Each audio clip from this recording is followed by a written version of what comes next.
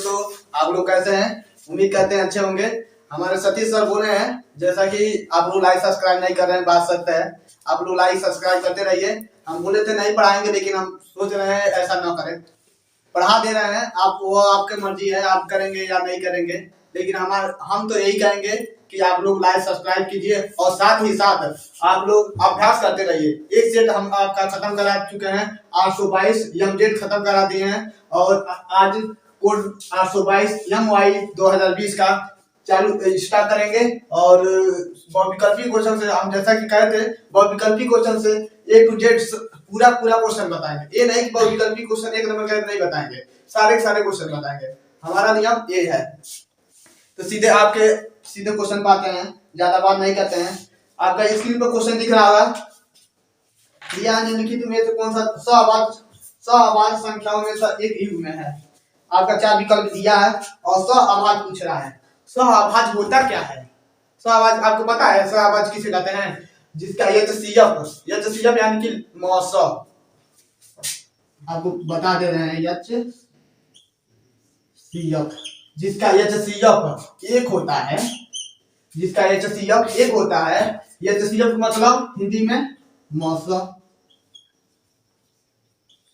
जिसका HCF यानी कि मौसा एक होता है, उसे क्या कहते हैं? सअभाज्य संख्या कहते हैं। तो ये इसी तरह से इसका गुणनखंड करेंगे। पहला क्या है? पहला ऑप्शन क्या है? 14 और 35। 14 और 35 का 35 का अभाज्य गुणनखंड कीजिए। किससे कटेगा? 2 से और 7 से। ये किससे कटेगा? 5 से और 7 से। इसमें तो 7 मिल जा रहा है ना, 7 मिल जा रहा है, यानी कि ये असत्य है। ये क्या है? असत्य है। दूसरा ऑप्शन क्या है? आपका दूसरा ऑप्शन कितना दिया है? 18 और 25। 18 और 25। 18 और 25 का अभाज्य गुणनखंड क्या होगा? 2 3 2 3 6 6 3 18 3। एक यह कितना हो जाएगा? 5 गुणे 5। एक भी मिल रहा है? नहीं मिल रहा है ना, तो हम एक लिख सकते हैं ना, एक लिख सकते हैं ना, एक तो लिख सकते हैं। इसमें भी एक लिख लो, एक लिख लो, एक लिख सकते हैं, यानी कि ये हमारा सत्य है। ऑप्शन से ये सत्य है। इसका अभाज्य तो HCF कितना आ गया? HCF जिसका एक हो उसे क्या कहते हैं? सअभाज्य संख्या कहते हैं। देखिए, एक नंबर का क्वेश्चन है, एक नंबर का है। हम आपको क्यों बता रहे हैं? सीधे ट्रिक लगा देते कि हाँ यही आपका है, लेकिन हम आपको लगा कर दिखा के बता रहे हैं कि आपको समझ में आ जाए। हमको क्वेश्चन तो नंबर नहीं ना निकालना है, हमें तो कंसेप्ट याद करना है। यही नहीं ना आ रहा है आपके पेपर में, ये आता तो आपको रटवा देते, लेकिन अन्य कई तरीके से क्वेश्चन आएगा। तो उसी प्रकार से आप लोग पूरे क्वेश्चन को अच्छे से देखिए और हम पूरे तरह से, यानी कि अपने अंदर से जितना भी बताने की कोशिश करेंगे वो पूरा बताएंगे। दूसरा तीसरा क्या है? ये तो सत्य है। और देख लो, ऑप्शन में भी दे देता है। ऑप्शन एग्जामिनर होशियार होते हैं, मतलब क्या करते हैं, दूसरा भी सही कर देंगे और तीसरा भी सही कर देंगे।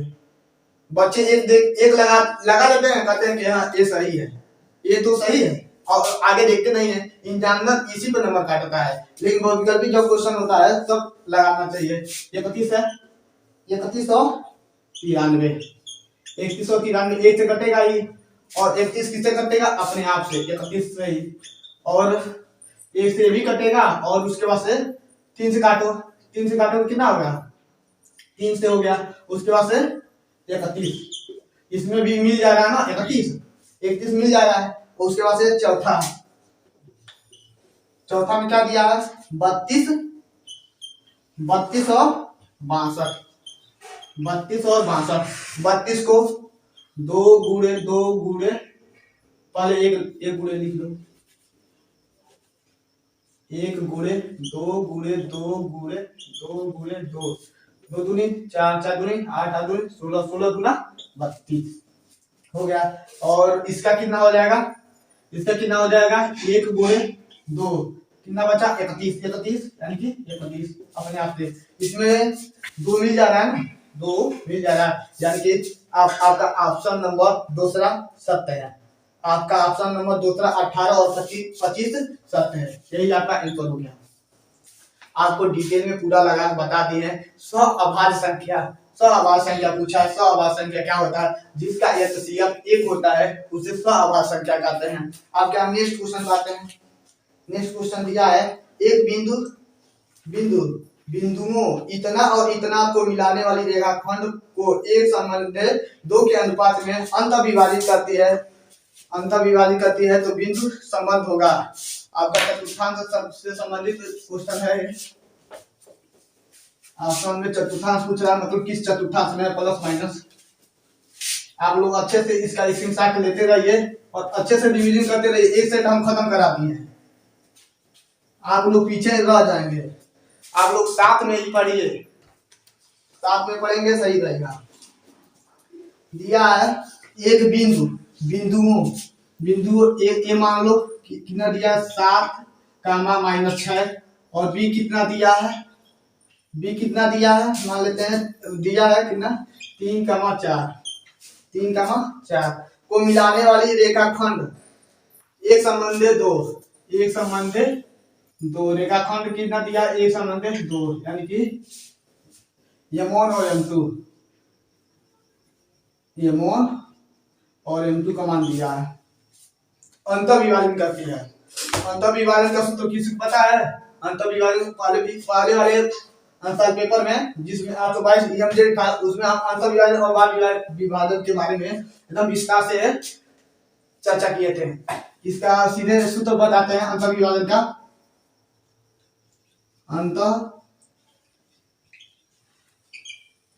अंतःविभाजन का सूत्र क्या होता है?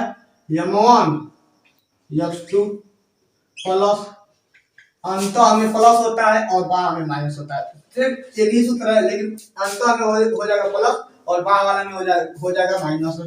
M2 X1 बटे M1 प्लस M2 कामा M1 Y2 plus M2 Y1 बटे M1 प्लस M2। इतना हो गया। यहाँ पर x कामा y हो जाता है। M1 कितना है? 1 है। M1 1 है गुणे x2 कितना है? x2 पता है? एक मिनट हम आपको अच्छे से बता दे रहे हैं। x1 ये है, ये क्या है? y1 है। ये क्या है? x2 है। ये क्या है? y1 है। इसे अच्छे से y2 है। इसे अच्छे से इस तरह लिख लोगे ना, आपको दिक्कत नहीं होगा, ताकि क्वेश्चन लगाते समय आसानी से हम छाट सके, नहीं तो गलती हो जाता है। x2 कितना है? 3 है प्लस M2 कितना है? 2 है। x1 कितना है? 7 है बटे M1 प्लस M2 हो गया कामा M1 कितना है? 1 है। Y2 कितना है? 4 है प्लस M2 कितना है? 2 है गुणे Y1 कितना है? -6 है बटे 1 प्लस 2। ये क्या हो गया? 3 प्लस 14 बटे 3 कामा 4 माइनस 12 बटे 3। 14 3 17 बटे 3 और घटाएंगे तो कितना हो जाएगा? 8 बटे 3। यहां तक आपका आंसर हो गया। लेकिन ऑप्शन में क्या कहा है? ऑप्शन में दिया है प्रथम चतुर्थांश, द्वितीय चतुर्थांश, तृतीय और चतुर्थ। हमको चतुर्थांश के बारे में पूछा है ना, तो आप लोग चतुर्थांश के बारे में यहाँ पर देख लीजिएगा। ऐसे बना लो चतुर्थांश हो गया। फर्स्ट है, सेकंड है, थर्ड है और है चौथा। फर्स्ट में क्या होता है? आर प्लस होता है। फर्स्ट वाले में सारा प्लस होता है। सेकंड वाले में क्या होता है? पहले माइनस उसके बाद से प्लस, और तीसरे कंडीशन में माइनस और माइनस। और चतुर्थ में क्या होता है? Plus plus minus. चतुर्थ में क्या होता है, प्लस और माइनस होता है ना। चतुर्थांश आप लोग अच्छे से त्रिकोणमिति में जाकर चतुर्थांश के बारे में अच्छे से समझ लेना। किसमें प्लस होता है पूरा, किसमें माइनस प्लस होता है, किसमें माइनस माइनस होता है, किसमें प्लस माइनस होता है। ये आपके बुक में दिया है, आप लोग देख लीजिएगा। तो ये किसमें फॉलो कर रहा है, ये प्लस है माइनस है, प्लस यानी प्लस माइनस माइनस यानी कि चतुर्थांश में आपका कितना नंबर क्वेश्चन, चौथा विकल्प आपका सत्य है, यही आंसर हो जाएगा। ज्यादा ये मत देखिएगा कि एक नंबर का क्वेश्चन है तो ज्यादा समय में हम बता रहे हैं, हम आपको समझाने की कोशिश कर रहे हैं। हम तो चाहेंगे तो एक ही नंबर में मतलब एक ही मिनट के अंदर या 30 सेकंड के अंदर ये बता देंगे, लेकिन आपको समझा रहे हैं ना, अच्छे से इसे समझ लीजिए, समझे रहेंगे तो लगाने में आसानी रहेगा। ठीक है, पहला जगह आपका क्या है, 5 सेमी त्रिज्या के वृत्त पर उसके केंद्र से 30 सेमी की दूरी पर स्थित बिंदु से खींची गई स्पर्श रेखा की लंबाई ज्ञात कीजिए। आपके स्क्रीन पर क्वेश्चन दिख रहा है, अच्छे से नोट कर लीजिए। और हाँ, सबका स्क्रीनशॉट लेते रहिए, स्क्रीनशॉट ले लीजिए ताकि आपको कोई दिक्कत ना हो।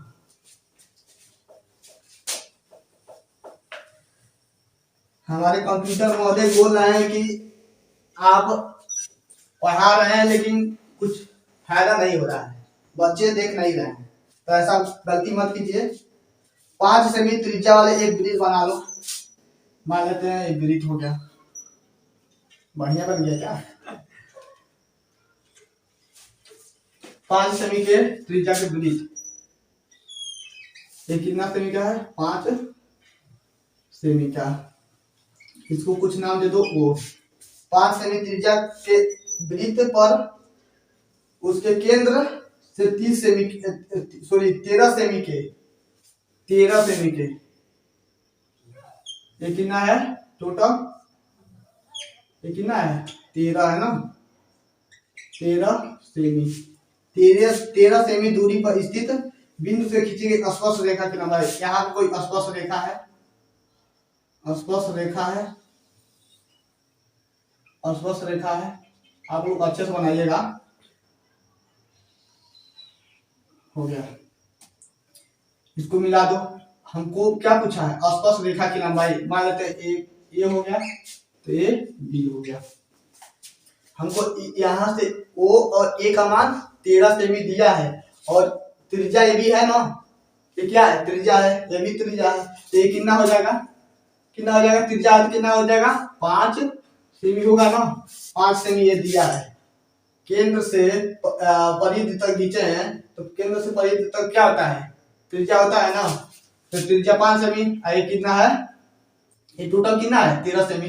तो हमसे क्या पूछा है, स्पर्श रेखा की लंबाई, यहाँ से यहाँ तक की लंबाई। क्योंकि आप लोग जानते हैं जहाँ स्पर्श करता है यानी कि स्पर्श रेखा जहाँ करता है वो क्या होता है, वहां पर कोण कितने अंश का कोण बनता है 90 अंश का, कितने अंश का कोण बनता है 90 अंश का। स्पर्श रेखा पर जहाँ कटान बिंदु होता है वहां पर 90 अंश का कोण बनता है। आप लोग को बता दे रहे हैं, यहाँ पे ये है ना, यहाँ पर 90 अंश का कोण बनेगा, ऐसे कर देगा ना। मान लेते हैं कोई यहाँ पे हो गया, तो यहाँ पर 90 अंश का कोण बनेगा। जहाँ स्पर्श रेखा इस तरह से मतलब कटे वहां पर 90 अंश का कोण बनता है। चलिए, तो 90 अंश के सामने भुजा, 90 अंश के सामने भुजा कर्ण, 90 अंश के सामने भुजा क्या होता है कर्ण होता है। तो कर्ण का वर्ग पाइथागोरस प्रमेय लगाओ, कर्ण का वर्ग बराबर लंब का वर्ग प्लस आधार का वर्ग, हो गया ना। तो कर्ण का वर्ग कितना है 13 का वर्ग बराबर लंब का वर्ग, लंब मान लो x है, लंब क्या मान लो x है, यहाँ से यहाँ तक के बीच की दूरी x मान लो, क्या मान लो x मान लो, x हो गया। और आधार कितना है 5 सेमी है, तो 13 का वर्ग 1 6 9 और x स्क्वायर प्लस 25 को इधर लाओ, x स्क्वायर बराबर 1 6 9 माइनस 25, हो गया। अब यक्स स्क्वायर बराबर क्या हो जाएगा 144। 144 9 में 5 जाएगा 4 और 6 में से 2 जाएगा तो 4। यक्स बराबर अंडर रूट में 144, तो यक्स बराबर कितना हो जाएगा 12। प्लस माइनस 12 होगा। तो हमको ऑप्शन में क्या दिया है, प्लस दिया कि माइनस दिया, प्लस में दिया ना, प्लस 12 सेंटीमीटर। आपका यही आंसर हो जाएगा, यक्स बराबर 12, यही आपका आंसर हो जाएगा। विकल्प नंबर कितना है, तीसरा है आपका। पहले का घ दिया है, यदि यक्स tan 45 और cos 60 बराबर sin 60 और cot 60 हो तो यक्स का मान ज्ञात कीजिए। हमें यक्स का मान ज्ञात करना है।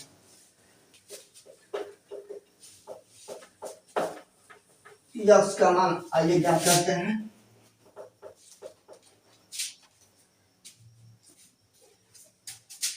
यक्स इंटू 10 45 और cos 60 है बराबर sin 60 और इंटू cot 60 इतना दिया है। तो हमें यक्स का मान ज्ञात करना है। तो 10 45 अंश का मान क्या होता है, 1 होता है। और cot 60 अंश का मान क्या होता है, आपको साइन का पता रहेगा ना, आपको साइन का पता रहेगा तो बाकी सबका निकाल लेंगे। साइन 30 अंश का मान क्या होता है 1/2, तो cos 60 अंश का मान भी 1/2।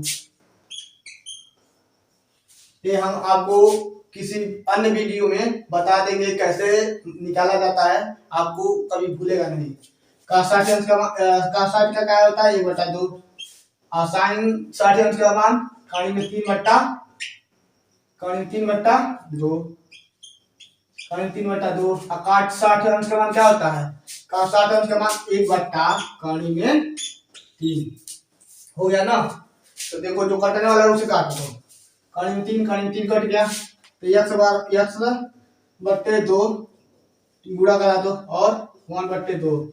आधार में 2 है, आधार में 2 है, कट जाएगा ना, क्योंकि ये भाग है, उधर जाएगा तो गुणा होगा, तभी तो कट जाएगा। यक्स बराबर कितना आ गया 1। ऑप्शन नंबर कितना है, ऑप्शन नंबर आपका पहला, यही आंसर हो गया। और पहले का अंदर एक कार के दो वाइपर, आप लोग वाइपर देखे हैं, वाइपर देखे हैं नहीं देखे हैं। अरे यार कार में जो लगा होता है ना, कार में जो लगा होता है, बारिश उरिश आता है ना, देखिए वो बारिश जो आता है जो ऐसे शीशा को साफ करता है, उसी बारे में कह रहा है। तो बोला एक कार के 2 वाइपर, आपके स्क्रीन पर क्वेश्चन दिख रहा है, 2 वाइपर बना लो, एक ऐसे और एक ऐसे, हो गया। बोला 2 वाइपर जो एक दूसरे को आच्छादित नहीं करती है, आच्छादित मतलब स्पर्श नहीं करती हैं, और क्या स्पर्श नहीं करती हैं। प्रत्येक वाइपर के पत्ती की लंबाई r है, मतलब इसकी त्रिज्या क्या है r सेमी है, ये क्या है r सेमी है। जो 20 अंश के कोण पर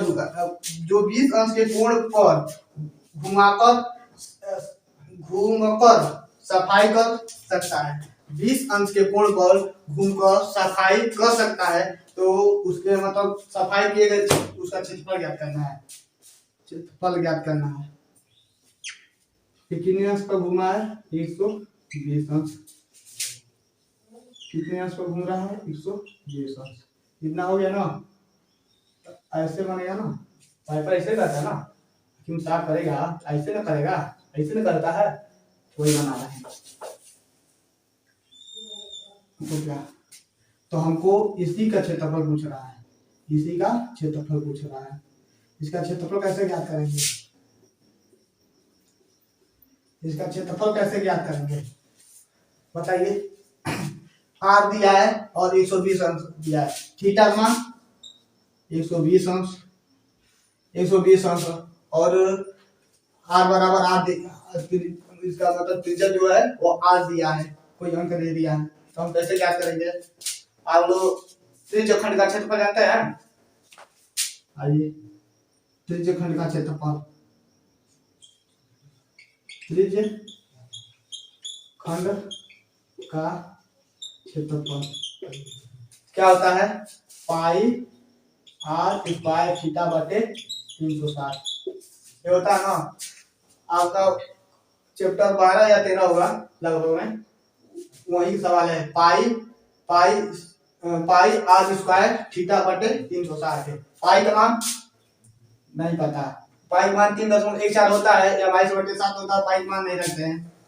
पाई और आर का आर स्क्वायर दिया है और थीटा जब क्या रख दिया है, थीटा जब 120 बटे 360, 0 से 0 उड़िया गया, देखो खत्म।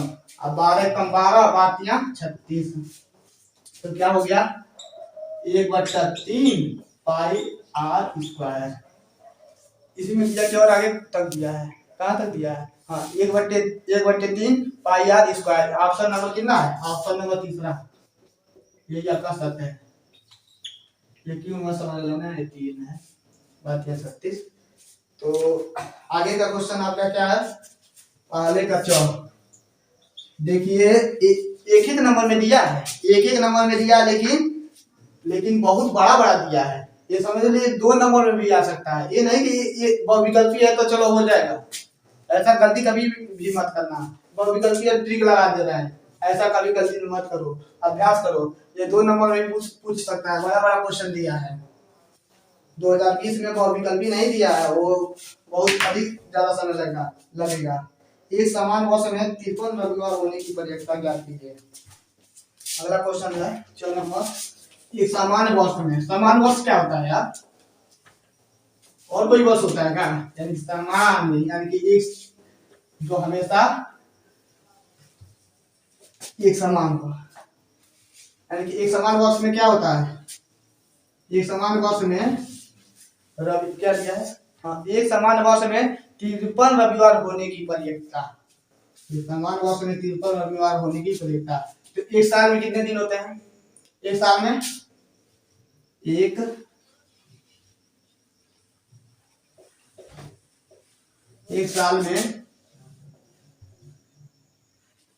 एक साल में कितने दिन?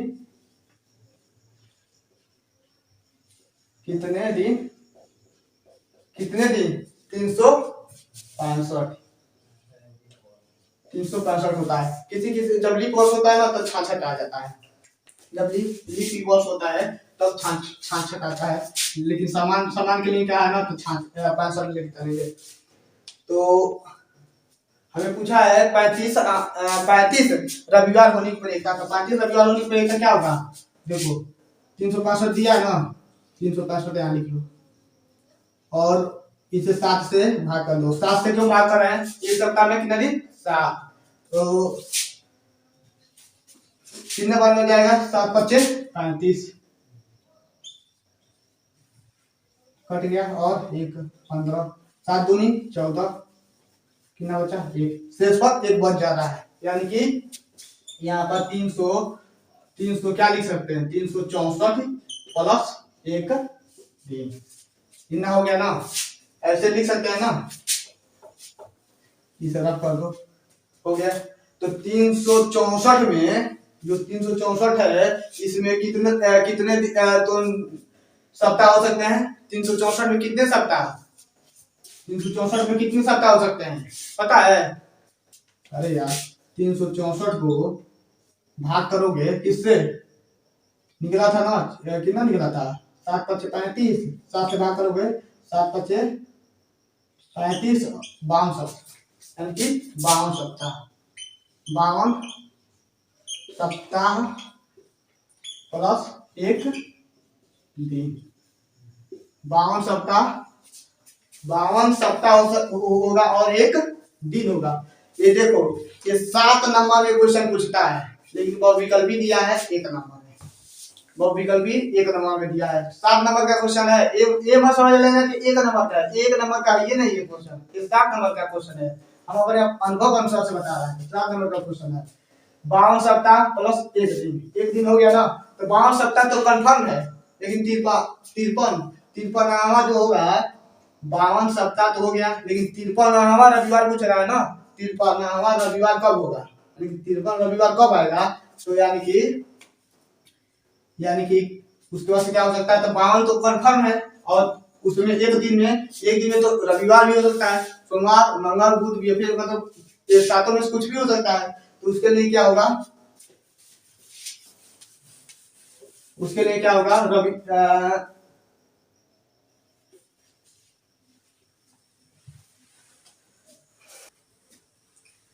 52 सप्ताह प्लस एक दिन, 52 सप्ताह प्लस एक दिन में क्या हो सकता है, रविवार हो सकता है, सोमवार हो सकता है, कुछ भी हो सकता है, तो उसके लिए हम क्या करेंगे, उसके लिए हम क्या करते हैं, यानी कि एक सप्ताह में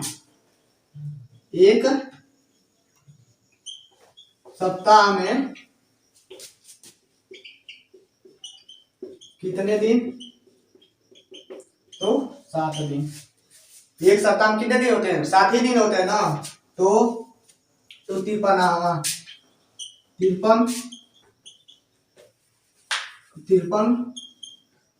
रविवार होने की प्रयत्ता बराबर क्या होगा, 53 रविवार होने की प्रयत्ता बराबर क्या होगा, 1/7।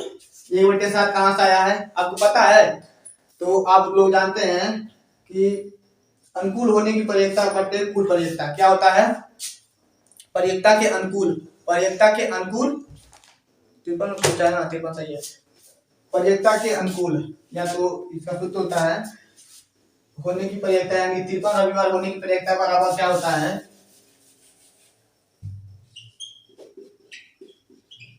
प्रयत्ता के अनुकूल बट्टे कुल प्रयत्ता।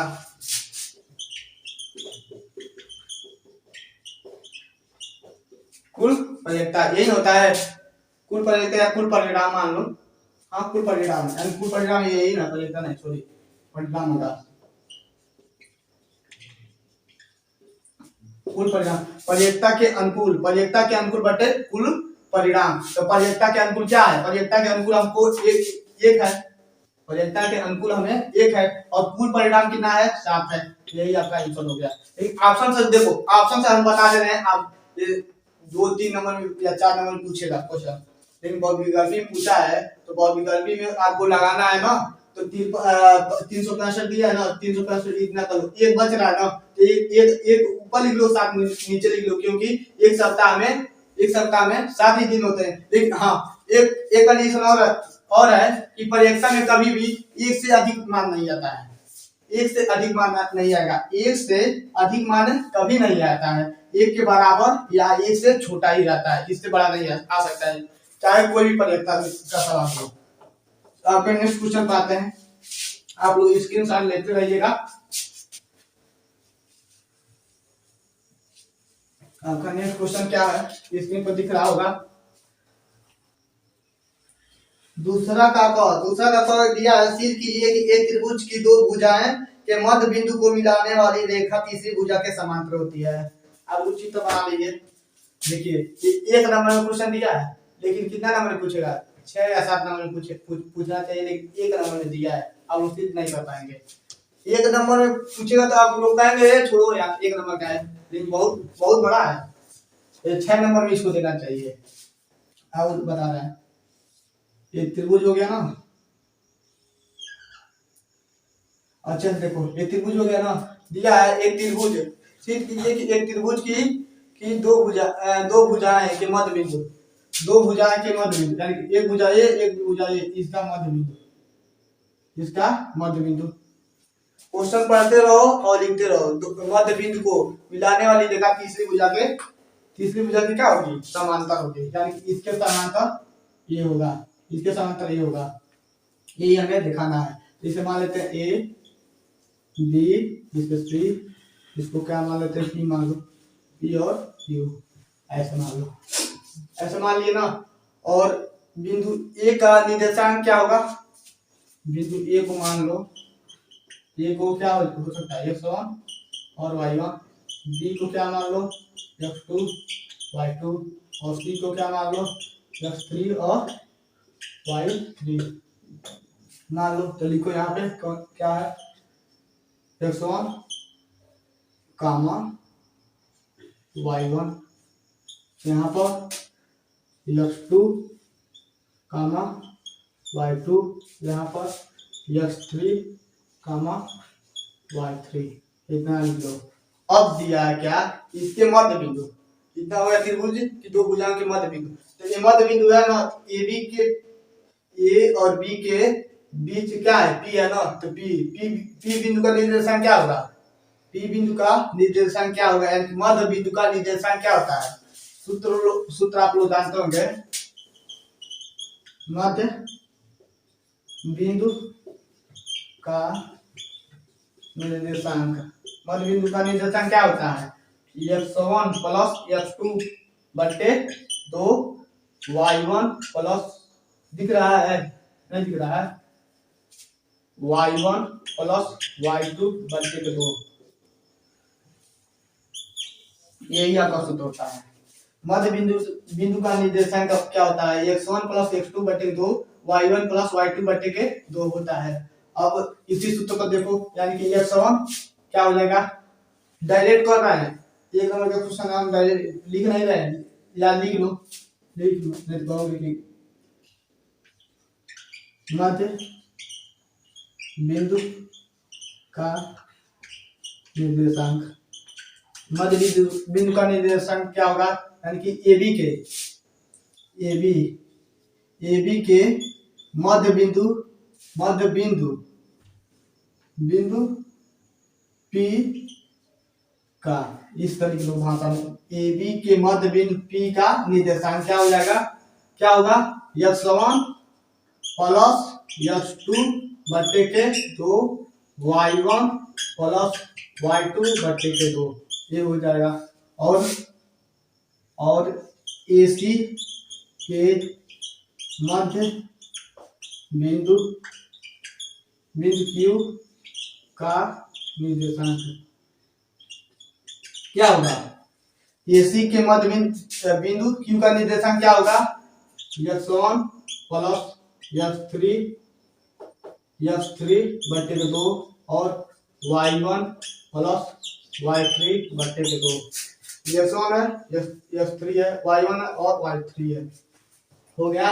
अब हमें P और Q का निर्देशांक क्या मिल गया, यहाँ क्या हो जाएगा x1 प्लस x2 बटे के 2, थोड़ा सा इधर लिखो चाहे रहने दो यहाँ से देख लेना बिंदु P का निर्देशांक। अब हमें क्या क्या करना है, यानी कि PQ समांतर होगा AC के, PQ समांतर किसके होगा AC के, PQ जो है और समांतर किसके है AC के है, यही हमें BC के है, यही हमें क्या करना है सिद्ध करना है। इसका परिवर्तन निकाल लो, यानी कि m परिवर्तन को m से m PQ और m BC ये बेस में है, यह निकाल लो, यानी कि परिवर्तन का सूत्र आपको पता है, बता दे रहे हैं, परिवर्तन बराबर क्या होता है, परिवर्तन का सूत्र क्या होता है, कहाँ लिखेंगे सीधा लिख रहे हैं, परिवर्तन बराबर क्या होता है, y2 माइनस y1 होता है ना, बट्टे क्या होता है x2 माइनस x1।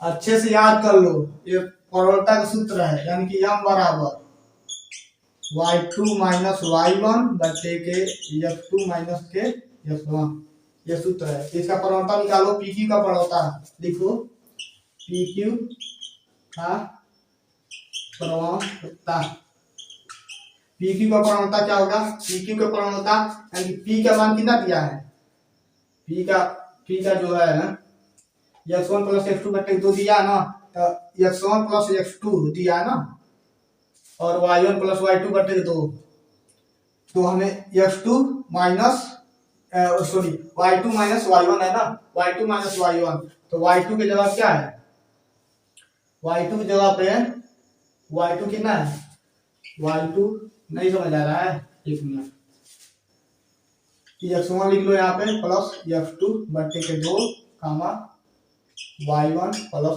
y2 बट्टे के 2। ये p का हो गया, q का लिख लो, q का लिख लो x1 प्लस x3 बट्टे के 2 कामा y1 प्लस y3 बट्टे के 2। इस पर तुम लोग से गलती हो जाता है, लेकिन ऐसे लिख लो। अब हो जाएगा ना, यानी कि y2 माइनस y1, y2 कौन सा है, इसको y2 मान लो, y2 को मान लो, इसको y1 मान लो, इसको x1 मान लो, इसको x2 मान लो, ऐसे मान लो। तो इसमें क्या हो जाएगा, कहाँ गया y2 जवाब क्या है, y2 जवाब क्या है, y1 प्लस y3 बट्टे के 2 और प्लस y1 प्लस y2 बट्टे के 2 पूरे का बट्टा है ना।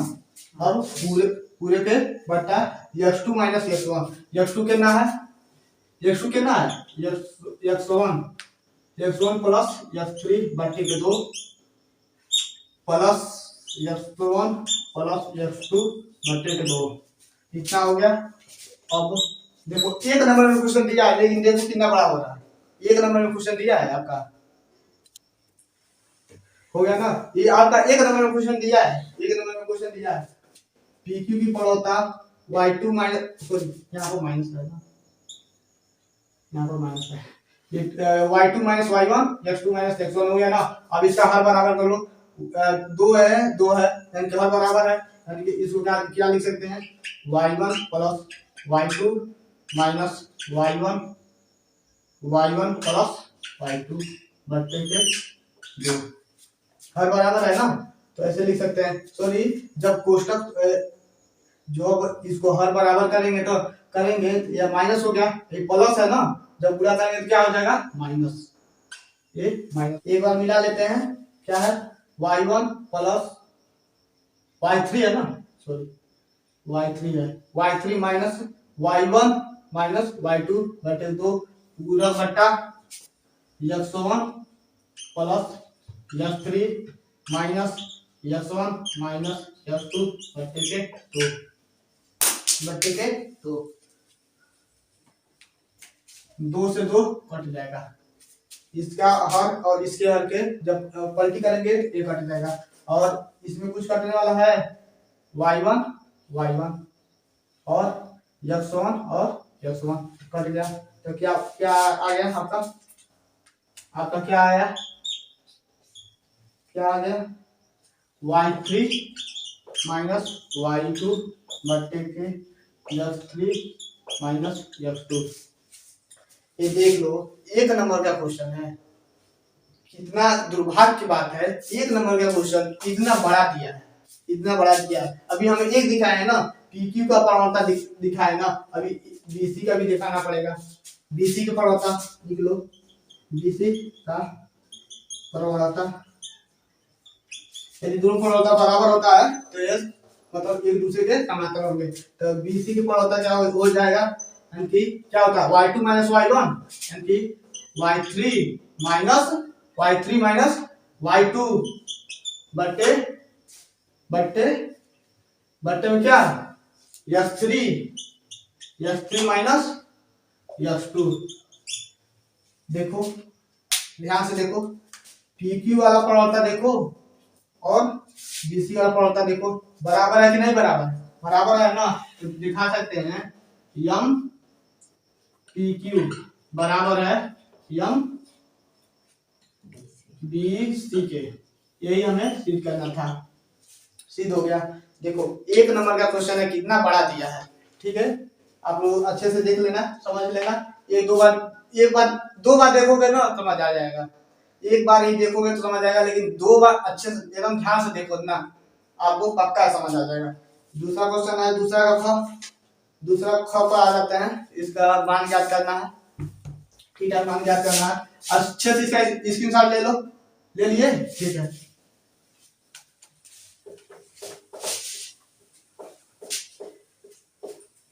बताइए एक एक नंबर का क्वेश्चन कितना बड़ा दे रहा है,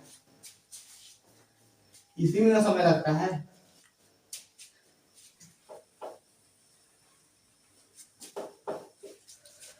दूसरा क्वेश्चन आपका दिख रहा होगा स्क्रीन पर, क्या दिया है, सेक थीटा, सेक 4 थीटा बराबर क्या दिया है, कास कोसेक थीटा माइनस 20 जहाँ 4 थीटा न्यून कोण है तो थीटा का मान क्या कीजिए। 4 थीटा क्या है, न्यून कोण है, न्यून कोण है, थीटा का हमें मान क्या करना है, तो आइए मान क्या कहते हैं, सेक 4 थीटा बराबर कोसेक को क्या लिख सकते हैं, कोसेक किस में चेंज होता है, बताओ जल्दी से कमेंट में बताना, कोसेक किस में चेंज होता है, सेक में चेंज होता है, किस में, सेक में, सेक इसको क्या लिख सकते हैं, 90 माइनस थीटा माइनस 20 लिख सकते हैं कि नहीं लिख सकते हैं। ध्यान से देखो प्रथम चतुर्थांश से सेक 90 माइनस इतना को क्या ले लो, थीटा है, ये पूरा कितना है, ये पूरा कितना है, थीटा है, सपोज करो ये पूरा कितना है, थीटा है, तो सेक 90 माइनस थीटा कोसेक थीटा होता है ना, तो कोसेक थीटा इसको क्या माने, थीटा माने ना, थीटा हो गया। ध्यान से देखना प्रथम चतुर्थांश से हो गया ना, सेक इधर भी, सेक इधर भी, सेक इधर भी, सेक इधर भी खत्म हो जाएगा, लेकिन दिखाते नहीं है, काटते नहीं है, काटने वाला काम मत करना, नहीं गलती हो जाएगा, इसको उसी तरह छोड़ देते हैं। तो 4 थीटा ब्लैक वाला यूज करते हैं, 4 थीटा 90 कोष्टक तोड़ो, 90 माइनस थीटा प्लस 20 हो गया। अब 4 थीटा, थीटा थीटा को एक साथ एक पास कर लो, तो 5 थीटा, 5 थीटा और 90 और 20 को जोड़ेंगे कितना होगा, 110, तो थीटा बराबर क्या हो जाएगा, 110 बटे 5, तो क्या हो जाएगा, थीटा बराबर कितना हो जाएगा, 5 5 दूनी 10, 5 दूनी 10, थीटा का मान 22 आ जाएगा। देखिए मान लेते हैं आप लोग पूछेंगे सेक 90 माइनस थीटा कहाँ से आया है, आप लोग प्रथम चतुर्थांश में पढ़े होंगे, cosec theta, cosec 90 minus theta ले लो, तो क्या क्या क्या लिखते हैं, क्या लिखते हैं, सेक थीटा लिखते हैं ना। अब सेक 90 माइनस थीटा की जगह क्या लिख सकते हैं, कोसेक कोसेक थीटा। आप लोग को दिख नहीं रहा होगा, दिख रहा है सर, कंप्यूटर में दिख रहा है, दिख रहा होगा, सेक 90 माइनस थीटा तो कोसेक थीटा होता है, और कास 90 माइनस थीटा सेक थीटा होता है, वहीं से ये लिए हैं। आप लोग कंफ्यूज नहीं होइएगा कि मतलब ये कहाँ से आ गया है, अच्छे से देख लो, सूत्र आपको पता रहेगा ना। हम बोल रहे हैं ना आपको मैथ में बस 4 या 5 चीज आना चाहिए, जोड़ घटाना गुणा भाग और सूत्र, बस इसके अलावा कुछ आए या ना आए उससे मतलब नहीं है, जोड़ घटाना गुणा भाग और सूत्र याद रहेगा तो आप सारा क्वेश्चन लगा देंगे मैथ में।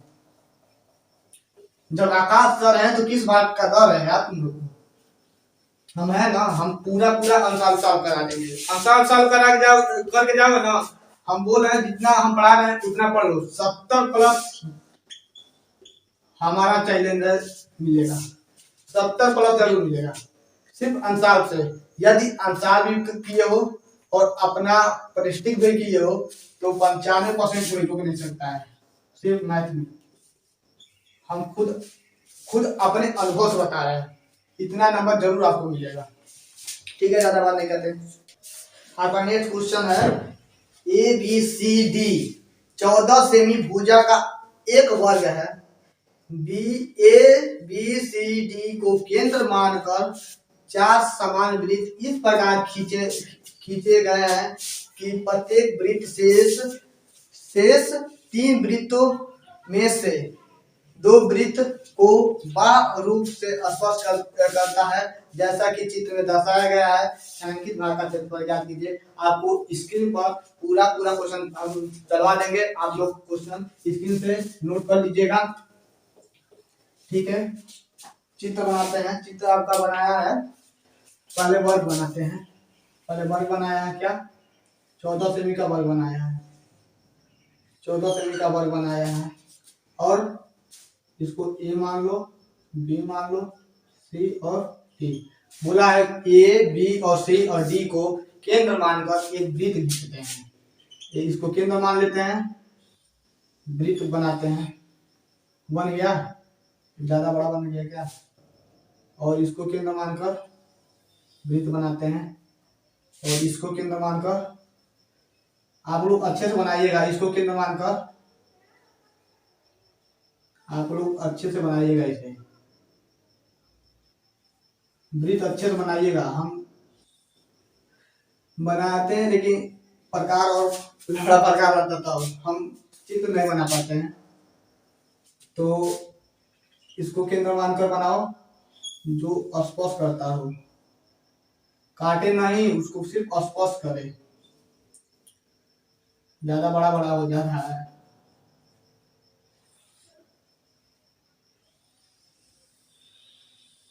ऐसे बनाया है चित्र, आप लोग अच्छे से बना लीजिएगा। कुछ त्रुटियां है इस चित्र में, आप लोग अच्छे से इसे बना लीजिएगा। और दिया क्या है? दिया है हमारा इसका क्षेत्रफल ज्ञात करना है हमको। हमका इसका क्षेत्रफल ज्ञात करना है। ठीक है, हो गया ना? देखो ए बी सी डी एक वर्ग है। ए को, बी को, सी को और डी को केंद्र मानकर एक वृत्त खींचते हैं जो एक दूसरे को सिर्फ स्पर्श करता है, काटता नहीं है। तो यहाँ हो गया ना, स्पर्श, सब स्पर्श किया है, एक भी काटा नहीं है। अब हमें पता है वर्ग के जो कोण होते हैं कितने अंश के होते हैं, प्रत्येक कोण कितने अंश के होते हैं? ये कितने का होगा? 90 अंश। ये कितने का होगा? 90 अंश। ये कितना का होगा? 90 अंश। ये कितना का होगा? 90 अंश। इतना हमें पता है। तो हम क्या करते हैं, हमें छायांकित भाग का क्षेत्रफल निकालना है तो हम वर्ग का क्षेत्रफल निकाल लेते हैं। और हाँ, हमको यहाँ से यहाँ तक कितना दिया है? 14 सेमी दिया है ना। यहाँ से यहाँ तक, यानी वर्ग की प्रत्येक भुजा मतलब बराबर होती है। ये भी 14 14 14 14, यानी 14 14 बराबर है। और त्रिज्या कितना हो जाएगा इसका? तब त्रिज्या यानी कि वृत्त को, यानी कि ए को केंद्र मानकर वृत्त बना रहे हैं ना, तो इसका ए त्रिज्या, यानी कि ये भी एक त्रिज्या होगा ना। तो त्रिज्या कितना है? त्रिज्या कितना हो जाएगा? 7 सेंटीमीटर सेमी हो जाएगा ना। वर्ग का जो प्रत्येक भुजा है वह 14 सेमी का है और त्रिज्या 7 का हो जाएगा। वृत्त का त्रिज्या 7 का हो जाएगा। तो पहले वर्ग का क्षेत्रफल निकाल लेते हैं। वर्ग का क्षेत्रफल, वर्ग का क्षेत्रफल क्या होता है? भुजा का वर्ग। तो भुजा कितना है? 14 का वर्ग। 14 का वर्ग 196। क्षेत्रफल किसमें होता है? Semi square. सेमी स्क्वायर में। देखो हमको इसका क्षेत्रफल ज्ञात करना है, आप लोगों को अच्छे से बताते रहे। तो ये वर्ग है ना, ध्यान से देखो, ये वर्ग है ना, ये वर्ग है। ये वर्ग का पूरा क्षेत्रफल 196 है। हमको इतना इतना वाला भाग, इतना भाग, इतना भाग, इतना भाग निकाल देंगे तो इतना बच जाएगा कि नहीं बचेगा? इतना ही ना बचेगा। तो हम क्या करते हैं, क्या है ये? क्या है? चाप है कि नहीं है? चाप है ना। तो चाप यानी कि त्रिज्य खंड है। चाप है यानी त्रिज्य खंड का क्षेत्रफल निकालो। त्रिज्य खंड का क्षेत्रफल, त्रिज्य खंड का क्षेत्रफल कैसे ज्ञात करेंगे? त्रिज्य खंड का क्षेत्रफल क्या होता है? कंप्यूटर महोदय देखिएगा, इधर दिख रहा है ना। तो क्या होता है? पाई आर स्क्वायर थीटा बटे 360। सिर्फ इसके लिए ना, देखिए कितना है? 1 2 3 4, 4 है ना। तो हम 4 से गुणा कर देते हैं। हम इसको लिए हैं त्रिज्य खंड का क्षेत्रफल पाई आर स्क्वायर थीटा बटे 360 होता है। लेकिन 4 खंड है ना, 1 2 3 4, 4 से गुणा करा देंगे बराबर हो जाएगा। तो 4 पाई आर स्क्वायर थीटा बटे 360। और हाँ, थीटा का मान कितना दिया है? थीटा का मान कितना है? 90 अंश है ना। थीटा का मान 90 अंश। 4 को लिख लो, पाई लिख लो, और आर कितना है? 7 है ना। 7 यानी कि 7 का वर्ग गुणे गुणे थीटा का मान 90 अंश बट्टे 360 360 हो गया। अब क्या होगा, 0 से 0 गया, 9 चौको 36, 4 बार में 4 से 4 गया, यानी कि पाई पाई और 7 का वर्ग 49। पाई को क्या लिख सकते हैं, 22/7 गुणे 49, 7 सत्ते 49, यानी कि 22 गुणे 7। तो क्या हो जाएगा, 7 दूनी 14, 7 दूनी 14, 15, 154 सेमी स्क्वायर। अब हम क्या करते हैं, छायांकित भाग का क्षेत्रफल लिखते हैं, दिख नहीं रहा था, इसमें साइड डाल दीजिए, छायांकित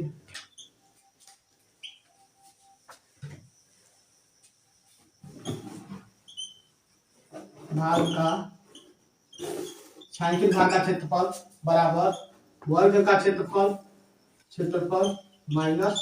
माइनस त्रिज्य खंड का क्षेत्रफल, त्रिज्य 4 त्रिज्य खंड का क्षेत्रफल। वर्ग का क्षेत्रफल में से 4 त्रिज्य खंड का क्षेत्रफल निकालेंगे तो वर्ग का क्षेत्रफल कितना निकालें, 196 माइनस इसका कितना निकाले हैं 154, तो घटाएंगे 6 में से आ जाएगा तो 2, 9 में से 5 जाएगा तो 4, 1 में से जाए तो 0, यानी कि सेमी स्क्वायर। छायांकित भाग का क्षेत्रफल कितना हो जाएगा, 42 सेमी स्क्वायर हो जाएगा। आप लोग अच्छे से इसको समझ लीजिएगा और इसके साथ ले लीजिएगा। 1 नंबर का क्वेश्चन है, लेकिन आपको 4 नंबर में इसको पूछना चाहिए, 4 नंबर में इसको आपको देना चाहिए, लेकिन आपको 1 नंबर में क्वेश्चन दिया है, 4 नंबर का क्वेश्चन है। और नेक्स्ट क्वेश्चन आपका आज का लास्ट क्वेश्चन है, आज का ये लास्ट क्वेश्चन रहेगा, इसके आगे कल से बताएंगे, मिटाने बताएंगे, इसके आगे कल से बताएंगे। स्क्रीनशॉट ले लो और एक क्वेश्चन और बताएंगे। 1 नंबर का क्वेश्चन खत्म हो जाएगा, 2 नंबर का क्वेश्चन कल बता देंगे, उसके बाद से 4 नंबर का, उसके बाद से 6 नंबर का, इसी तरह बताते हैं। 1 नंबर वाला आज खत्म करा दे रहे हैं।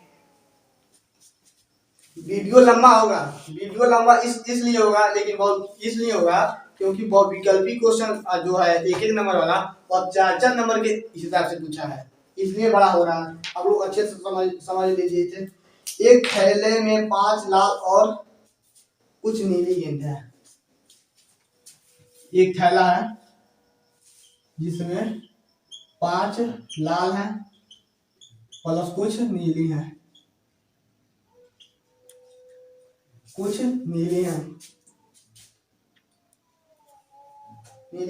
यदि एक नीली गेंद निकालने की प्रयोगता एक लाल गेंद के निकालने की प्रयोगता की 2 गुनी है तो थैले में नीली गेंदों की संख्या क्या है? थैलों में नीली गेंदों की संख्या क्या है? तो कुल गेंदों की संख्या क्या हो जाएगा? मान लेते हैं, माना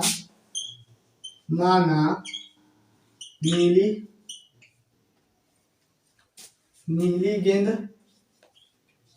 की संख्या क्या मान लेते हैं? कुछ भी मान लो, x y z, y मान लो, y है, तो कुल गेंदों की संख्या, कुल गेंदों की संख्या कितना हो जाएगा? कुल गेंदों की संख्या 5 प्लस y होगा ना, 5 प्लस y होगा। अब क्या पूछा है, अब क्या दिया है, कहाँ गया है, यहाँ पे ना, यदि एक नीली गेंद निकालने की प्रयोगता एक लाल गेंद निकालने की प्रयोगता की 2 गुनी है, यानी कि एक लाल गेंद निकालने की प्रयोगता एक लाल गेंद निकालने की प्रयोगता बराबर लाल गेंदों की संख्या कितना है? 5 है, बट्टे कुल परिणाम होता है ना, बट्टे कुल परिणाम है कि 5 प्लस y। एक नीली गेंद निकालने की प्रयोगता बराबर क्या हो जाएगा? नीली गेंद निकालना है, नीली गेंद कितना माने हैं? y माने हैं, संभावित परिणाम बचे कुल परिणाम, तो क्या हो जाएगा 5 प्लस वाई। समीकरण 1 हो गया या समीकरण 2 मान लो। और दिया है, क्या दिया है, दिया है यदि एक नीली गेंद निकालने की प्रयोज्यता एक लाल गेंद निकालने की प्रयोज्यता के 2 गुनी है। बुझौनी क्वेश्चन है ये, समझो थ्योरी वाला क्वेश्चन ना कम से कम 2 बार 3 बार पढ़कर लगाया जाता है, नहीं तो गलती हो जाएगा। यानी कि दिया है y प्लस बटे 5 प्लस वाई बराबर है किसके 5 बटे 5 प्लस वाई के 2 गुनी है। किसके 2 गुनी है, एक लाल गेंद निकालने की प्रयोज्यता के 2 गुनी है। लाल गेंद निकालने की प्रयोज्यता के क्या है 2 गुनी है। लाल गेंद निकालने की प्रयोज्यता के 2 गुनी है। तो लाल गेंद कितना है, लाल गेंद किधर है, लाल है ना, तो लाल गेंद की 2 गुनी है। दिया है एक लाल गेंद की निकालने की प्रयोज्यता इतना हो गया, नीली गेंद निकालने की प्रयोज्यता इतना हो गया। तो दिया है नीली गेंद की जो प्रयोज्यता है वह लाल गेंद की प्रयोज्यता के 2 गुनी है, 2 गुनी हो गया।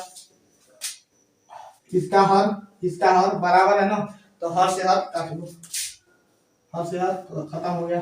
क्या बचा y बराबर 5 गुना 10, आसान क्वेश्चन है। y बराबर 10, बस इतना थ्योरी लिखना है, लेकिन थ्योरी अच्छे से देखना, थ्योरी अच्छे से 1 में 2 में 3 में 4 में जितना जितना बार हो सके एक लाइन पढ़ो फिर लिखो, एक लाइन पढ़ो फिर लिखो, इसी तरह पढ़ते रहो और लिखते रहो, क्वेश्चन बन जाएगा तब आप सॉल्व करना स्टार्ट कर दो। ठीक है, आज का सेशन यही समाप्त करते हैं। और हाँ आप लोग इसे अधिक से अधिक लाइक करें और सब्सक्राइब करें। ठीक है, धन्यवाद। जय